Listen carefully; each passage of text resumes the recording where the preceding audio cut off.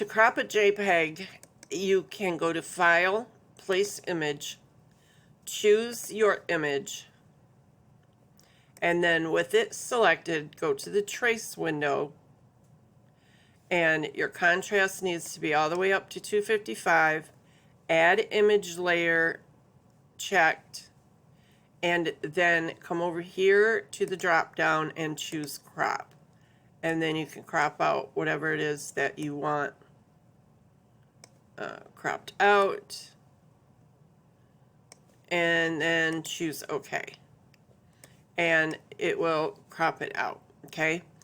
Now, you can also choose a shape and place it on top of your image, and you can lower your opacity to see what's behind it so you can get it in the right spot.